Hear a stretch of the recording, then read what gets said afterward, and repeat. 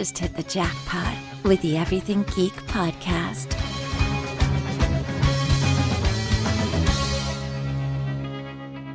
Hello everyone, you're listening to the Everything Geek podcast. I'm your host Rory, and joining me are co-hosts Graham. Hello. And Maureen. Hello. And also joining us today is a very special guest. We have actress Christine Lakin, who is the voice of Jane in the Walking Dead Telltale game, Joyce Kinney in Family Guy, Gunfighter 11, Bitching Betty, and Female News Reporter 1 in Medal of Honor. And for on-camera fans of Christine, she is best known for Alicia Lambert in Step by Step. So how are you, Christine? I'm great, thanks. How are you guys? We're very well. It's a pleasure to have you join us on the podcast. Yeah, sure. It's nice to finally connect. Yeah, that's for sure, definitely. So my first question to you, Christine, is how did you decide you wanted to be an actress? I don't know that it was a decision necessarily, as it just was something that I gravitated towards as a child. I think most people that are child actors don't view it as a child as a job or a profession necessarily, or an occupation. I think a lot of child actors are, you're either into sports or video games or books or performing. I mean, I think, I was into a lot of different stuff, and acting and performing was definitely something I just wanted to do, or you couldn't. It was more of a fact that my parents couldn't stop me. I think they just realized that I was going to do it, whether it was on the fireplace at home or on a stage or at school or on television. It was just going to be something that I wanted to pursue. So when we were living in Atlanta, my mom got me involved in doing a lot of classes and, theater performances, and it just sort of snowballed from there. And I have to say I really kind of fell into the professional side of it more than anything. It was a lot of luck, and I think opportunity, being in the right place at the right time. So that's sort of the long-winded answer, I guess. I think you either really love it and you want to do it, or you don't, I don't know that it's so much of a decision. Yeah. And 50-50 just isn't going to work out. You have to know if you want it or you don't. Yeah, and I think, when you get older, obviously, it is more of a decision because you have more of a cognitive understanding of how the world works, A, and B, you have to make a living. So there's that. And you have to decide, do I want to put all my eggs in this basket, and do I want to continue pursuing this as a career? Because that definitely comes with another level, I think, of its own sets of pressure. So, that was more of a decision, I think, at that point, like when I was going to college and decided, no, this is what I love. This is what I've always loved. And this is what I want to keep doing. I don't think I would feel like me if I didn't perform in some capacity. So. Yeah, that's really cool. Great story. My second question is, which do you prefer, on-camera acting or voice acting? Because you've done quite a bit of both.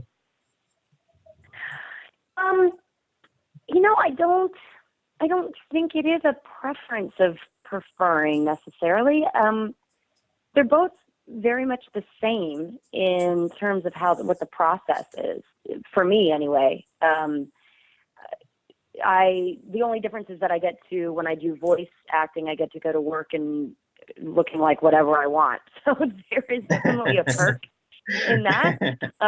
Certainly there's no 6 a.m. call to, be in hair and makeup for an hour and a half, and that I sort of relish.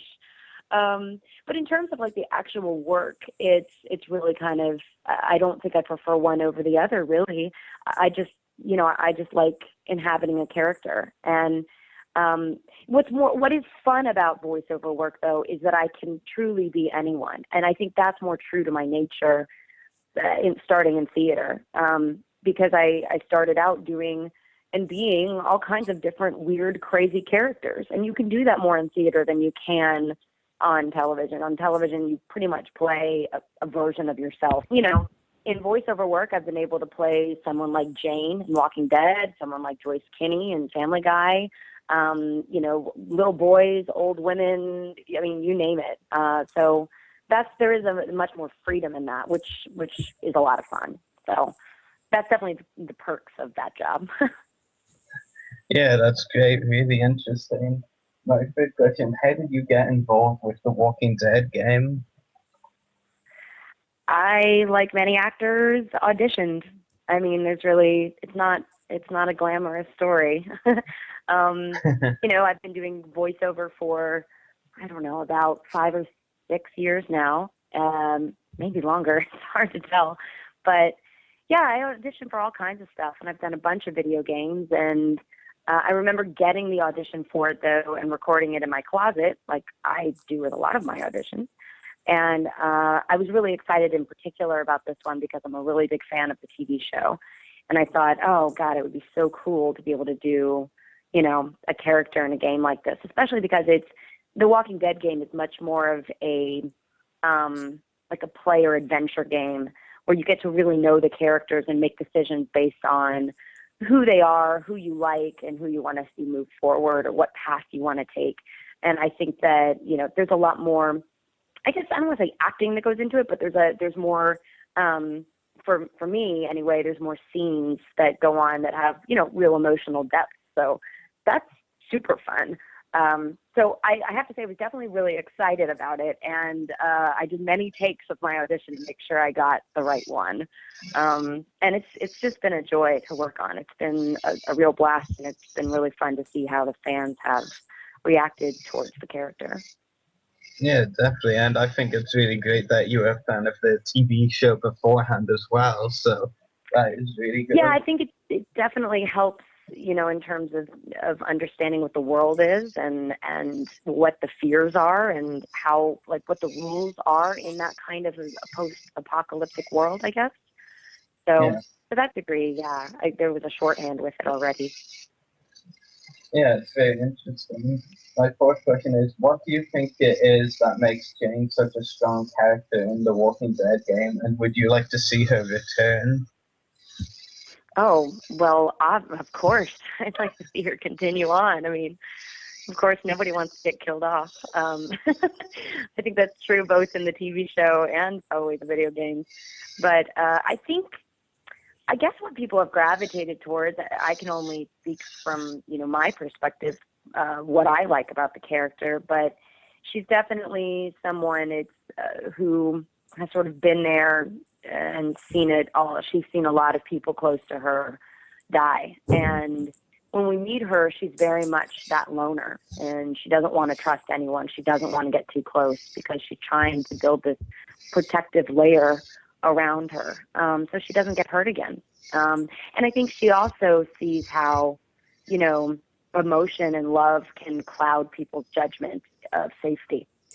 And that's just the reality of what it's like, I think, to live in that kind of a post-apocalyptic world. However, as we get to know her and as she forms this relationship with Clementine, as you see, it's a very sisterly, big sister, mentor kind of thing. And we see these layers start to get shedded from her hard exterior, and that she really does want deep down, I think, to care about someone again, to have a family again. I mean, I think that's very human. If you were in that situation of how people move on from tragic and terrible events as they rebuild. So I think she maybe strikes a human chord, in that we see her vulnerabilities come through, but she's also this really kind of strong, badass woman, which I also really dig. Yeah, that's great, definitely. My fifth question is, what is it like getting to voice a recurring character on Family Guy and Joyce Kinney? Oh, that has been such a joy, that job. It's really been so wonderful to be involved in that family, and I feel very lucky and very grateful for it. I was doing theater here in Los Angeles, and Seth MacFarlane was acquaintances with a friend of mine, and she brought him to the show. And so he saw me do all these different characters and voices and whatever, and we went out after and had some drinks and just got to talking. And he said, you should come by the Family Guy office at some time. Maybe you can, sit in on a reading or something. And I was kind of like, yeah, great. Just one of those like things people say in passing, never thinking I'd actually hear from him again. And a couple months later, I got a call from their casting director, and she was sort of frantic and needed someone to come in that day, someone who dropped out of a table read. I think a lot of people don't realize they actually do table reads of every script. A lot of shows don't do that, but especially the half-hour comedies usually do, because they want to see if the jokes work, before they record them and animate them. They want to see how things play. So it's almost very much like a sitcom, which I understand because I grew up doing that. So sitting around a table and, reading through a script and getting the jokes and the punchlines and hearing the timing is super important. So I said, yeah, sure. When do you need me? And she said, like, in 20 minutes. And I just happened to be on Wilshire. I was like, let me turn around. So I went and did maybe 3 or 4 of those, just helping them out, reading different characters, some random lines. And what I didn't realize at the time, I think it was kind of my informal audition. So they brought me in to do a couple random characters in, some of their cutaways and asides. And then I guess a few months later, I got a call from Seth asking me if I wanted to join the cast as Joyce Kinney, as the recurring character of the newscaster. And I was like, are you kidding me? Do you think I'm going to say no? I didn't even know how to answer. I was like, oh, yes, thank you. So it's been a blast. It really has. It's a lot of fun, and it's just a wonderful job and a really great group of people to be around. So, yeah, I feel very lucky every time I get to go in. Right, definitely. My 6th question, do you watch any of the stuff you've worked on, be it on camera or voice acting? Yeah, I do. I can't say I think it's probably fairly common for a lot of actors to, I don't know, not necessarily shy away from watching themselves, but I don't necessarily always seek it out, if that makes sense. Yeah, well, I understand. I know a lot of people who wouldn't watch anything they've done. Yeah, it's weird. I mean, I think you have to be careful about it. There's certain things that are really cool, and like when I did a game called Uncharted, and I worked on it for like 6 months, and it was all motion capture and stuff. So that was kind of neat to see, just because it was my movements but it didn't look anything like me. So it was weird to see this girl who was meant to be me, but, had my voice and my body movements, but didn't necessarily have my physique or my face or whatever. It was just cool to see, but I can't say that, like, I don't know. As an actor, I think you judge yourself really harshly, and there can be a fallacy in that, because then when you go to do a job, you don't rely on instinct. You have this, like, little voice in the back of your head that, nitpicks at everything. Everyone has something about themselves that they don't like, and the trick as an actor is to not listen to that little voice and to just go on instinct, because it is the thing that is probably the best choice you can make, the truest choice you can make. So, yeah, I mean, I've definitely watched things, and I've had to tape things because I need to put them on my reel, or I want to put them, to promote or whatever.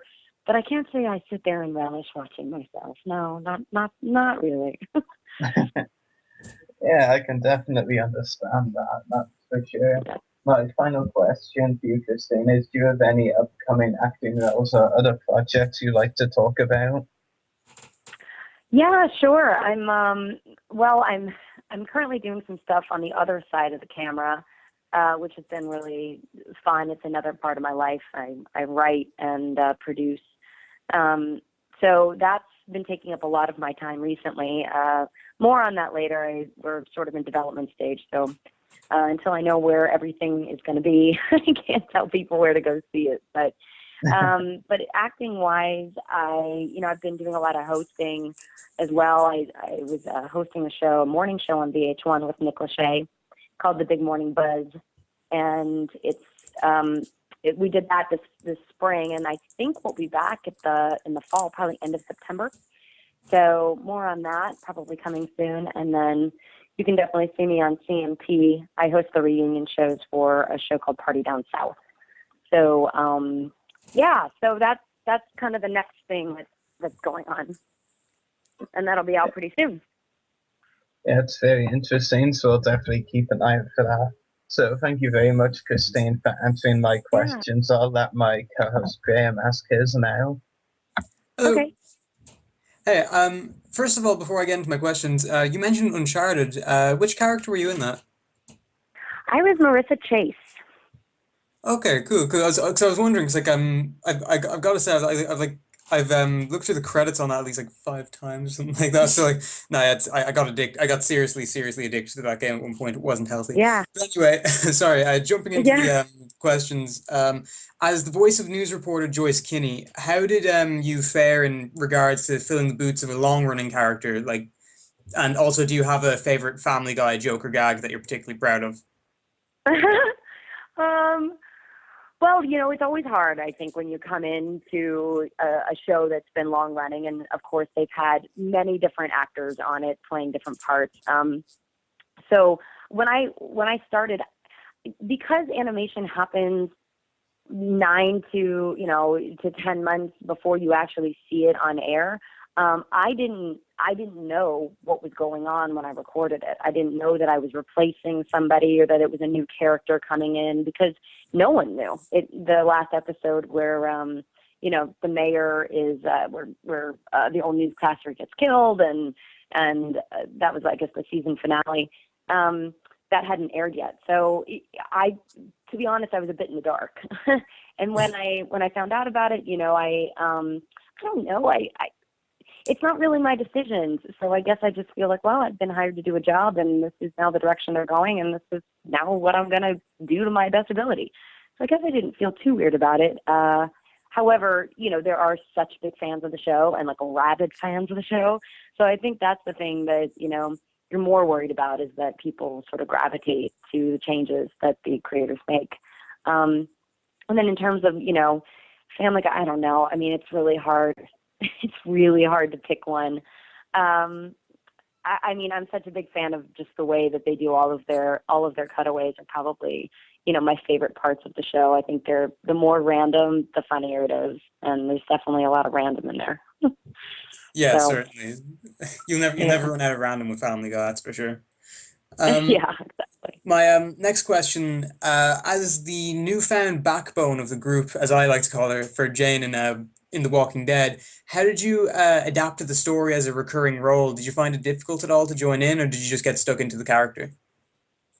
Oh yeah, I just kind of got stuck into the character. I mean, like I said, like I kind of knew the world a little bit, and when I got it, here's the other thing, like especially with that game, they want to keep you really in the dark as to what's going to happen. So you Mm. don't get the scripts ahead of time. You don't know what's going on. The directors sort of, you have a list of lines and you're there and they kind of tell you, okay, so this is what's just happened. This is who this person is. You're feeling XYZ about it. And, these 5 lines are in reference to that conversation. So while you're building a character, you're also sort of being fed the situations right as you're doing it. So Mm. again, I talk about instinctual work a lot. That really is very important because there are a lot of emotional moments, both in fear and in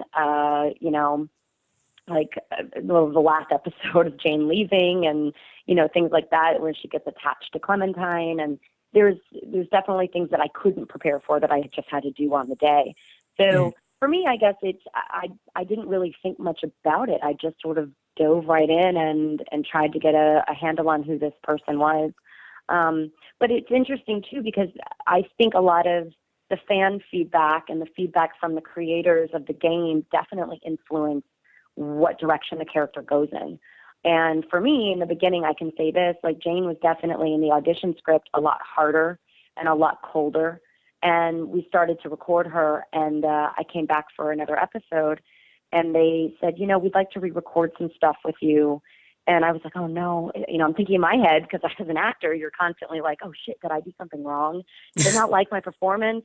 Oh, I'm not giving them what they want, What did you like? Yeah, and it wasn't that at all. It's that they actually wanted Jane to be more likable than they had written her, or that they had directed me in certain places to be. And that was actually a good thing because it probably meant that she was going to stick around a little longer or that they had another plan for her. So, things definitely change on a moment's notice with these games, and that's kind of the fun thing too. Yeah, of course. Like, so would you have considered yourself a Walking Dead fan before you'd actually gotten the role, or? Oh yeah. Oh yeah. I've watched all the episodes, all seasons. My fiance actually started it. We were kind of late to the party, so there were 2 seasons already, I think, on demand. And he started watching them, and I remember like 3 or 4 in, I sat down. I'm like, "So is this show any good?" You know? And he was like, "Actually, it's getting really good." And so I kind of by default started watching it with him. And then I mean, by the end of season 1, we were freaking hooked. So then we start season 2 right away. And then at that point, season 3 had, I think, just aired, but it wasn't on demand yet.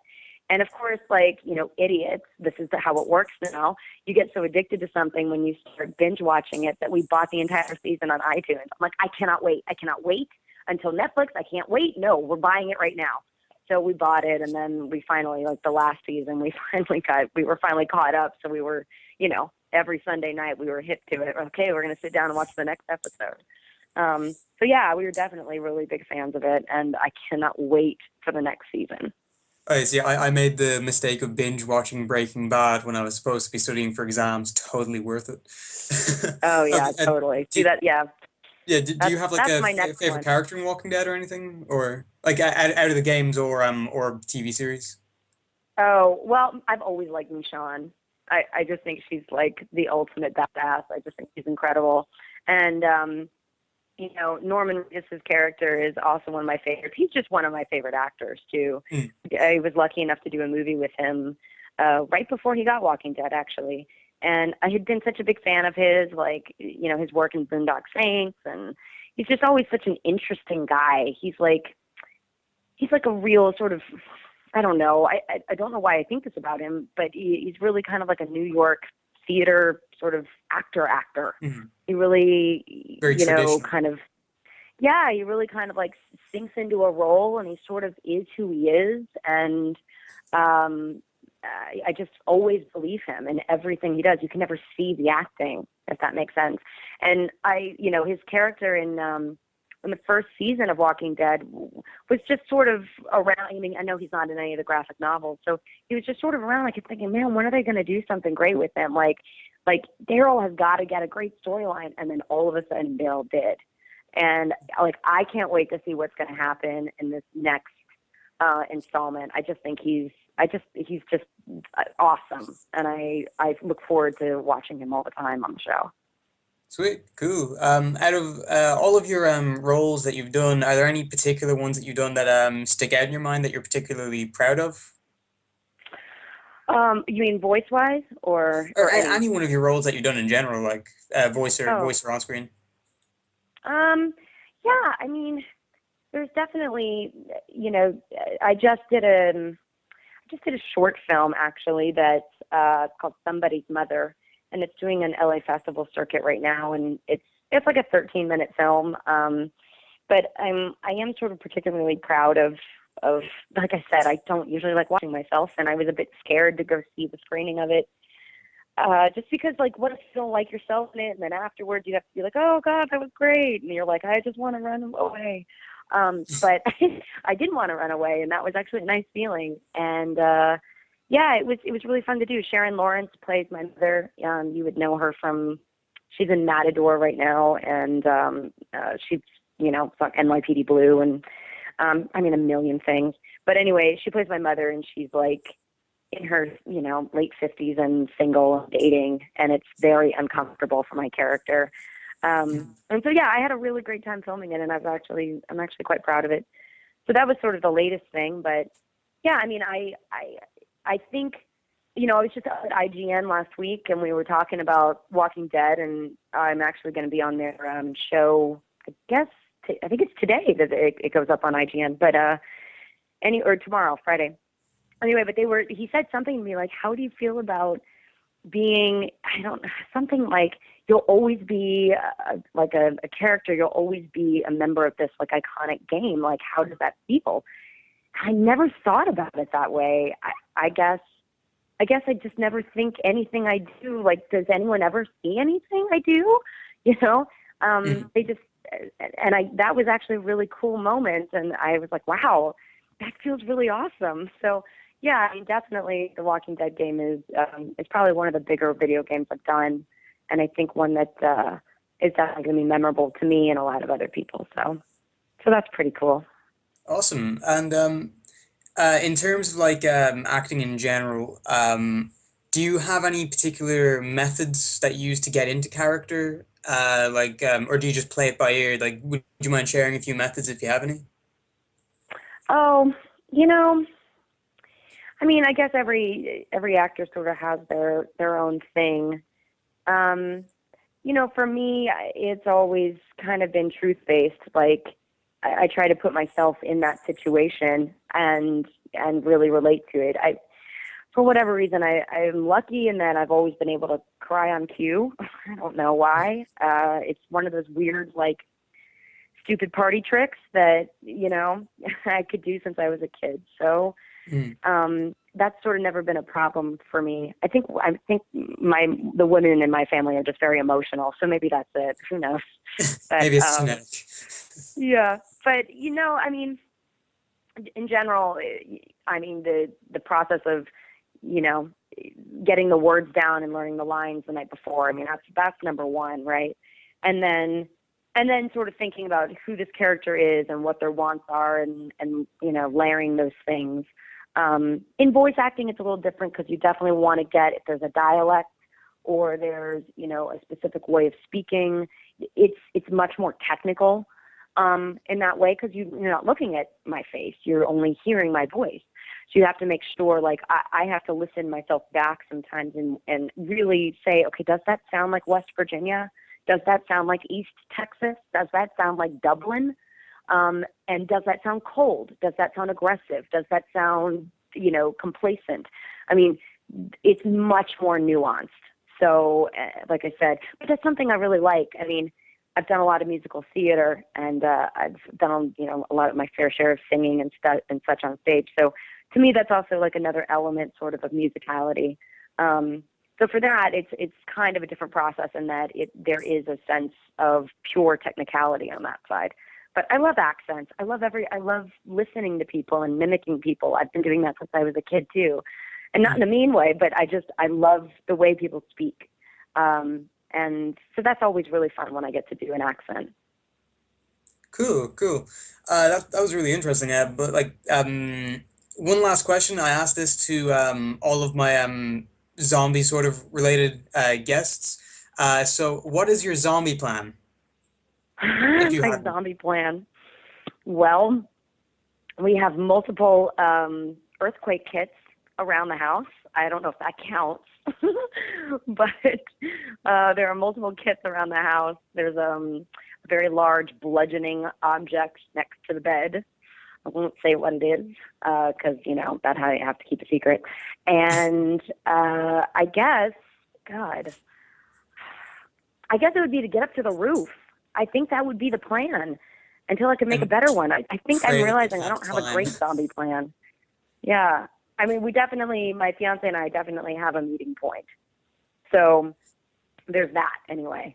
But if I were to grab any instrument in the house, it would definitely have to be a knife. I mean, this is the time when I wish I had let him buy that samurai sword in downtown Chinatown when he wanted it.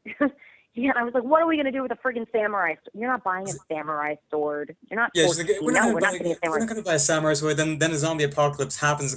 I told you we should have got the samurai sword. See, I just keep waiting on The Walking Dead. I just keep waiting for them to raid someone's house who has a collection of like nunchucks and samurai swords, because that's the greatest weapon out there. And the fact that only Michonne has one is so crazy. I mean, you don't have to worry about bullets and noise. It's just the arrows that Daryl has. He's got to keep making those things. These are the things that go through my head when I watch that. I mean, everybody just needs to like raid the Chinatowns of, I guess, Atlanta, where they film it.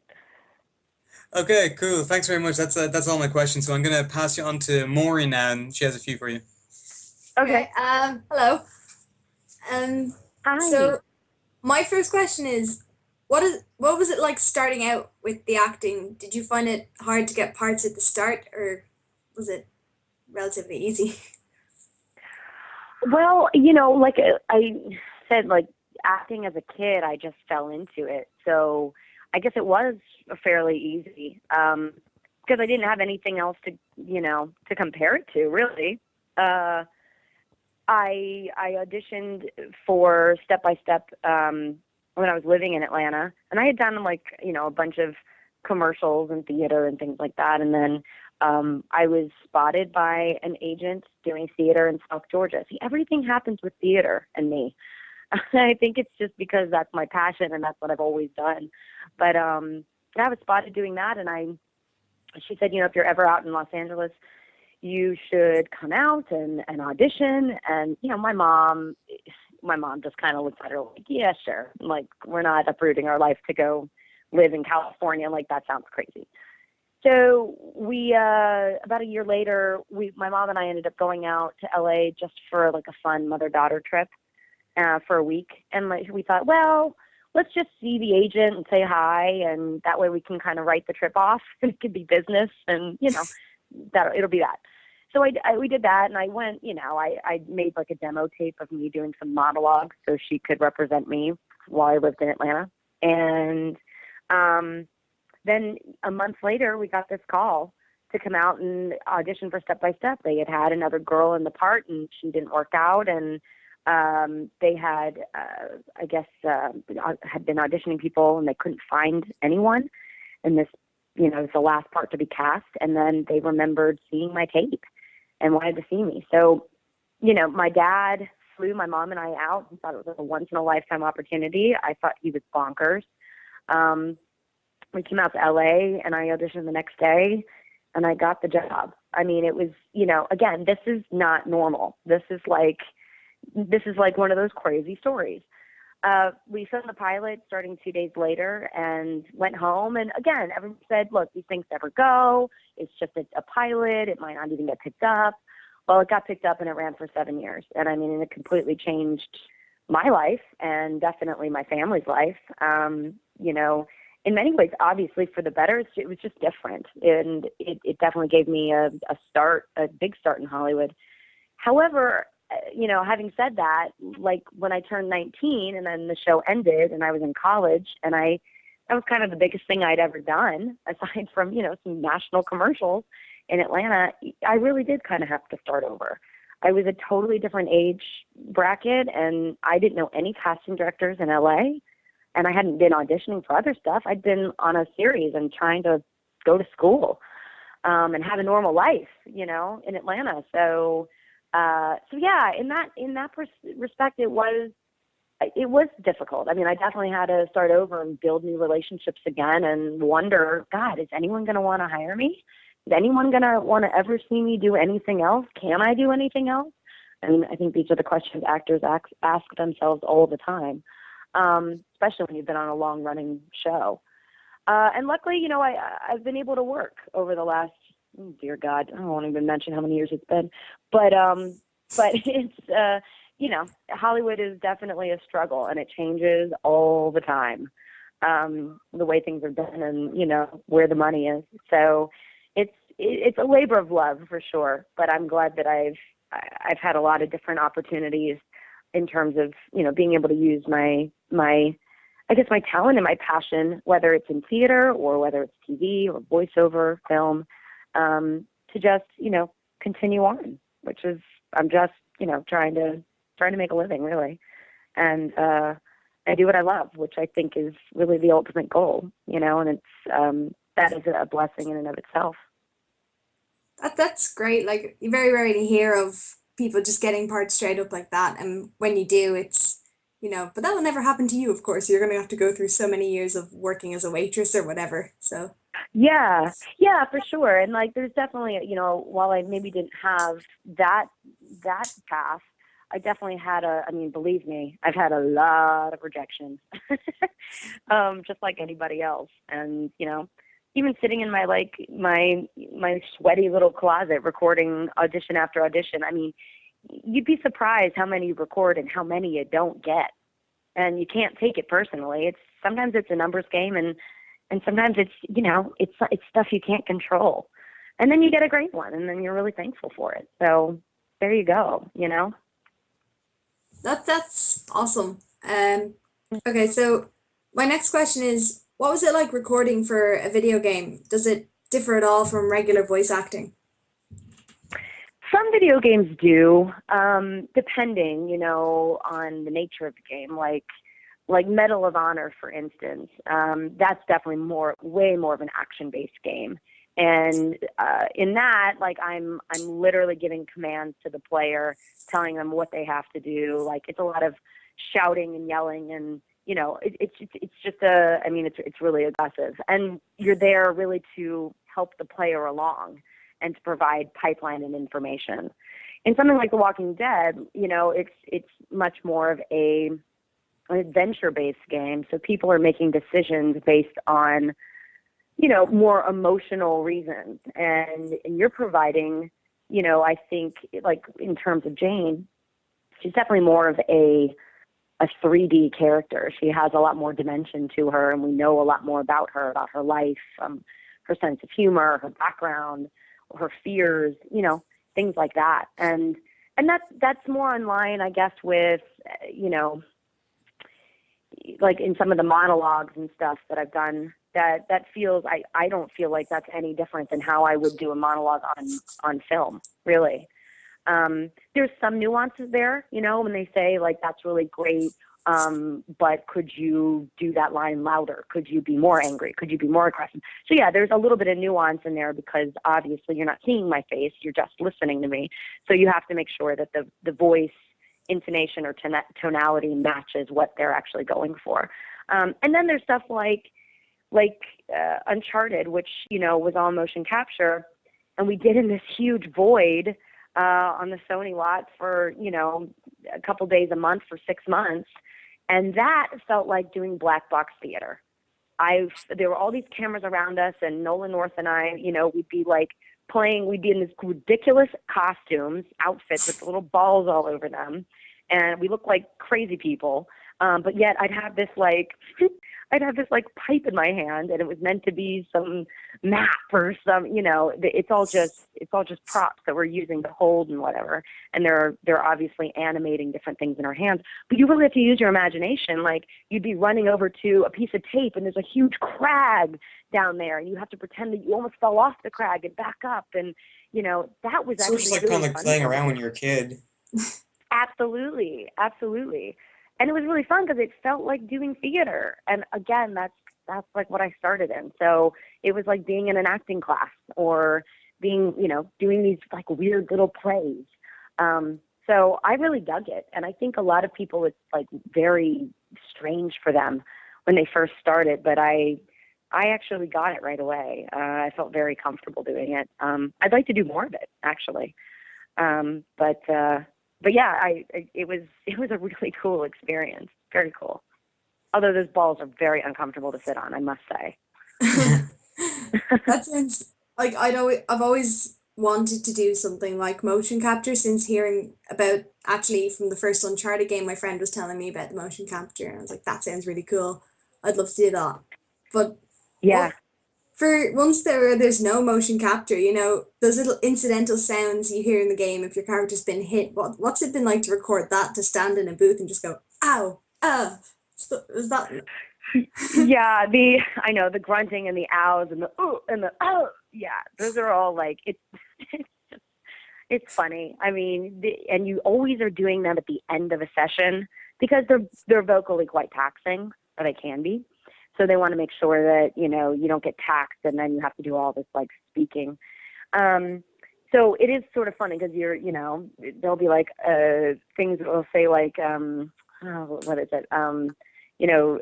Takes a hit, takes a bigger hit, takes the biggest hit. There's like 3, different like, ooh, it's kind of hilarious when you actually think about it. But again, it's sort of a technical part of the game. The only thing I really don't like doing, of course, is death cries. That's like my least favorite. A, because they're vocally taxing. Yeah.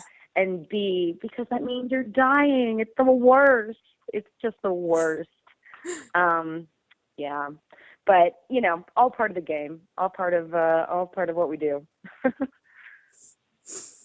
I don't think I'd ever take a game that I voiced in seriously if I heard my own death cry in it. Yeah, I'm tell me just so about it. I No, see, know, no, I I'd know. be the one guy. I'd be the one guy who was just like wouldn't take it seriously. I was just like the horror, the pain.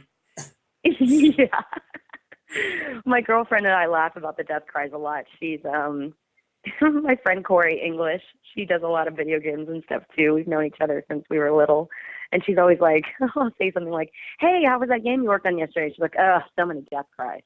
She's like, "My voice is so tired, so many death cries." And I'm like, "Oh yeah." Like, this is the kind of stuff we talk about. It's hilarious. I mean, but then again, you're kind of like, well, and that's my job, you know? And there's something kind of awesome about that too. That's what I get to do for a living. So I'm there's sure the only so much sound you can engineers love complain. it as well. Yeah. Yeah. Uh, well, so that's all my questions. So I think we have some from some of our listeners. Is that right, Rory?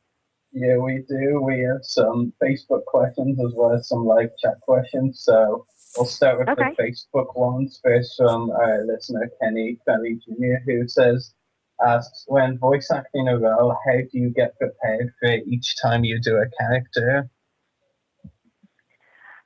For voice act, do I get prepared each time I do a character? Yeah, how do you prepare?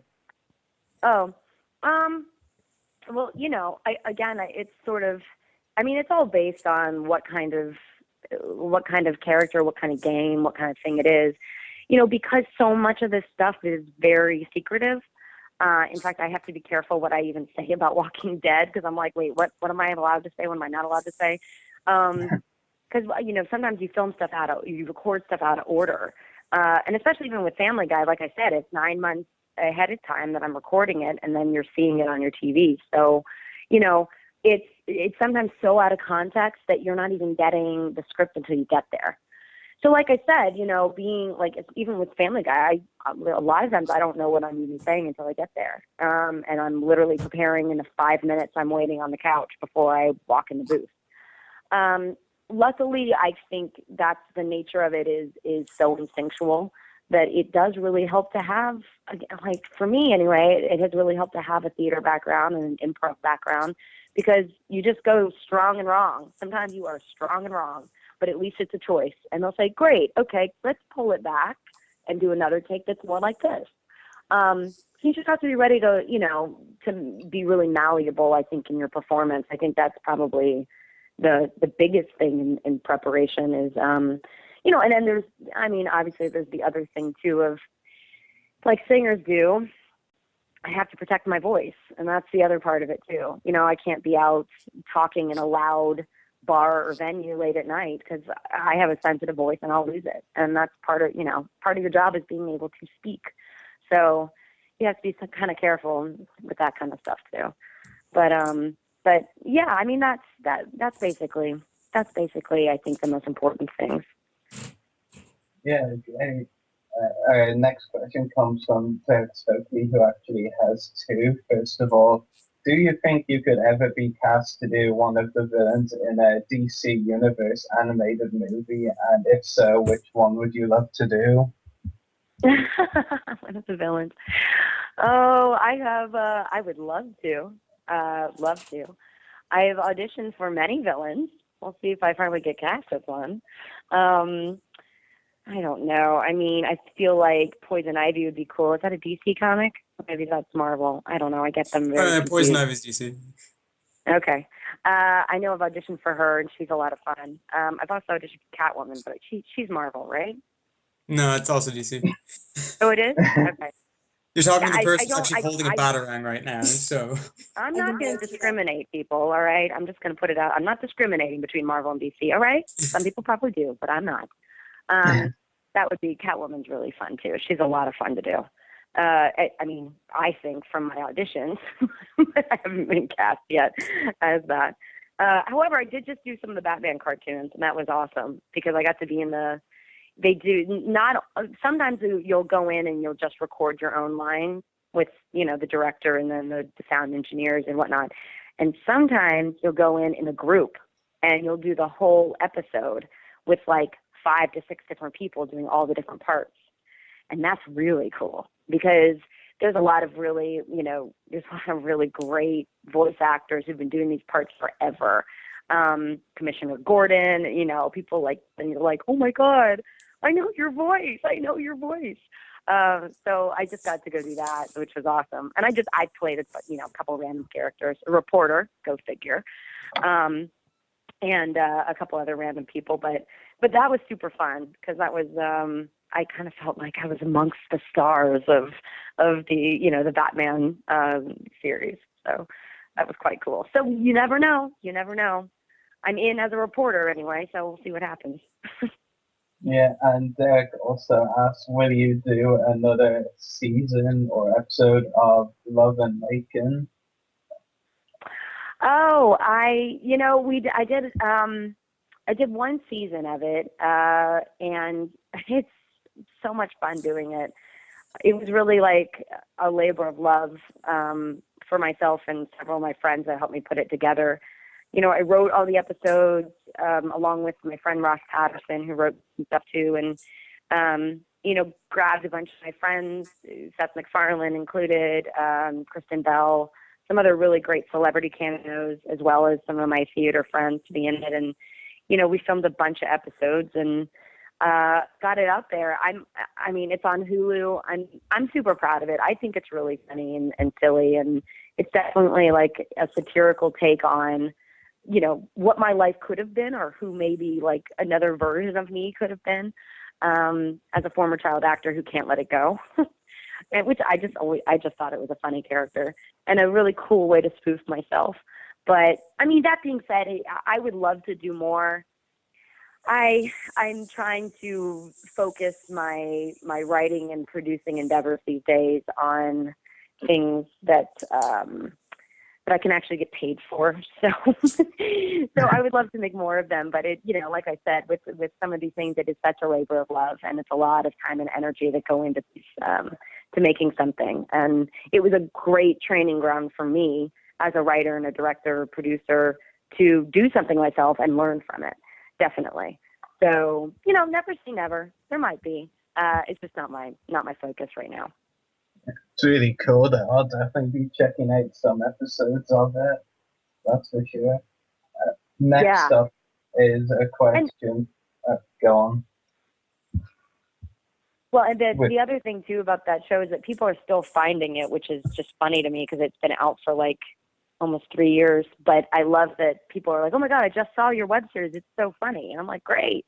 That's the cool thing about the web, is that it just lives on, and people will randomly stumble upon it when they're in a K-hole someday. And you're like, "Oh my God, I started watching one, and then I watched like 5 or 6. I couldn't stop watching." That's a really nice compliment. Yeah, it's really cool, definitely. Next question is from Jordan James Mendoza, who asks, does Jane remind you of yourself, or is she just another person to play? And will we get to see Jane later, or at least you as another voice actor for Telltale? Well, does Jane remind me of myself? I think there's a part of Jane that, I really relate to. I mean, there's a part of me in a lot of the characters I've done, whether, people will ask me like, oh, were you ever like your character Al on Step by Step? Well, to a degree, yeah, because, that might not have been the way she was originally written. It definitely, who I am definitely influenced the writing and the way the character went over those years. So yeah, there was definitely a part of me that was in that. And I think the same with Jane. Like, the more I've gotten to know her, the way I say things has to come from a place of truth for me, for it to sound real. So it definitely, there's definitely I think a part of me in her for sure. And I would hope that if I were faced with a zombie apocalypse, that I could, I could be as badass as her about my survival skills, because I think, she's definitely on point about all of that. And then secondly, will Jane come back? Well, I want to say there's definitely a possibility. I'm legally not allowed to tell you. You don't see a body, then they're coming back. You what? My theory for whenever someone goes missing in The Walking Dead, if you don't see a body, they're coming back. Yeah, that's probably a pretty good theory. Yeah. I think you could be right. We shall Yeah. see. We shall see. Yeah. Not long to wait, I hope. So yeah, we'll just have to wait and see, I guess. But I Yeah. mean, fingers crossed, of course, because Jane is definitely a character I want to see return. Yeah, and So I think I definitely think people will be, just from what I know, I think people will really, I don't know, it's a lot of shit's going to go down. That's all I can say. And I'm not yeah, necessarily talking about Jane, but there's a lot of stuff that happens that I think people will be really shocked by, but in a good way. I mean, that's kind of the thing that's awesome about The Walking Dead. You always hate when like something truly shocking happens on the show, but at the same time, that's what makes it awesome. You know? yeah, I definitely agree. So it's always it's a scary world, and that's what kind of keeps you on your toes. Yeah. And well, when the last episode of the season is titled "No Going Back," it sounds pretty ominous, So Yeah, you can tell nothing definitely. good is gonna come from it. Yeah, Yeah. definitely, definitely. Yeah. There'll be no going back after buying that episode. Yeah, that was coming. That was, definitely coming. So our final question from the follower is from Sifo, who asked, what was your favorite role in your whole career so far? My favorite role in my whole career. Oh my. Oh gosh. Well, I it's hard. That's a really hard question. I have to say, like, Step by Step was definitely probably one of the most significant roles because it lasted so long, and I have so many good memories from doing that. Because we were really so much like a family, and it was such a big part of my childhood. I can watch episodes and think back on, my childhood, which is weird. Not a lot of people can say that about having like these kind of public home movies of yourself. However, in terms of role, I did a musical here in Los Angeles about a year and a half ago called Silence, and it's a parody of Silence of the Lambs. And I had seen it in New York, and I thought it was really brilliant and really, really funny. And when it came to LA, I got myself an audition because nobody else was going to get me one. And I knew I could play this role. I knew I could play Clarice Starling. And I've been such a big Jodie Foster fan for a long time, and I just love Silence of the Lambs. I think it's one of my favorite scary, creepy thriller movies. And the musical itself was obviously satirical and funny, but the way Clarice plays it is totally straight. And that's what I thought was so brilliant about it. So I was lucky enough to win the role, and we did it here in Los Angeles for 6 months. And I had a lot of very nice reviews and some awards for it. And again, I got to play it with Davis Gaines, who's a big musical theater person. He was Phantom of the Opera for like ever. And he played Hannibal Lecter. And we just had an incredible cast, and I got to do this just really awesome, awesome role. And I don't think I've ever felt so fulfilled as an actor. And that was truly one of those awesome moments. So, and I got to do the Jodie Foster voice, which, I really loved getting in character with that. That West Virginia accent is very specific, the way she speaks to Dr. Lecter. So that I enjoyed doing as well. Yeah, it's really cool. So that's all of our questions to you, Christine. It's been an absolute pleasure talking to you on the podcast. Yeah, thanks for having me, you guys. And I'm sorry for our false start the last time. Oh no, but I'm glad it's not a problem at all. Believe me. I mean, you had a good excuse. I mean, Oh So my God, it felt terrible. So anyway, I apologize to your listeners as well, and glad all the communication worked out this time. yeah, So it's been an absolute pleasure, and hopefully we can talk to you again at some point.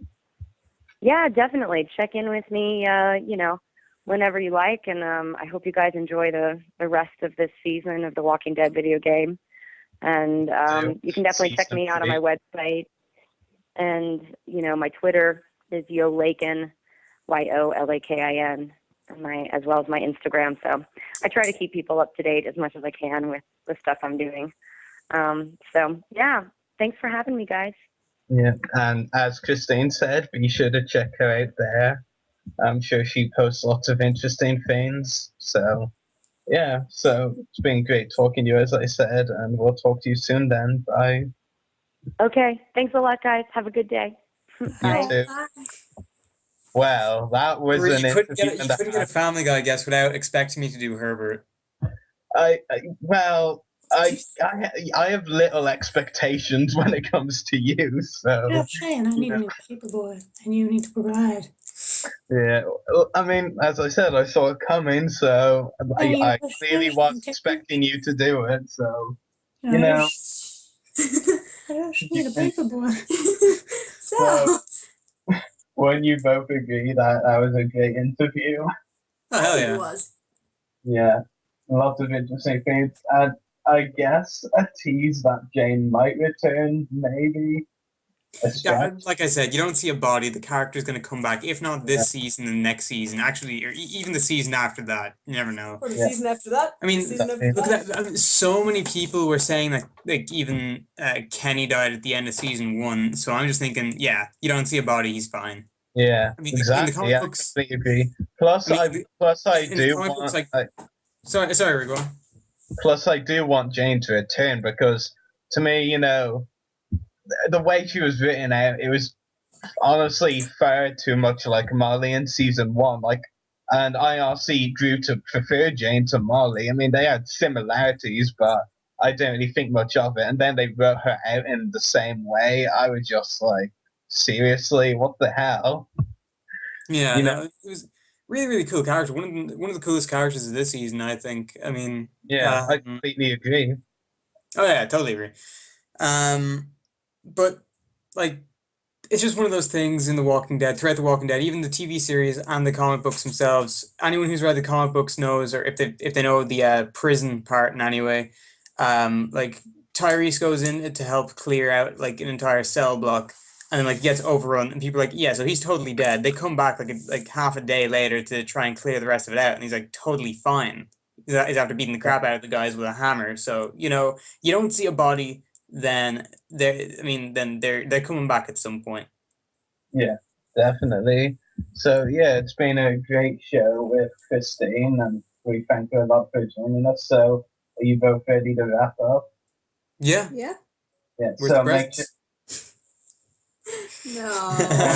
It's not quite that time of season yet, unfortunately, but I do Hey, hear people it. wrap birthday presents. Yeah, I do hear it's only 20 Fridays until Christmas.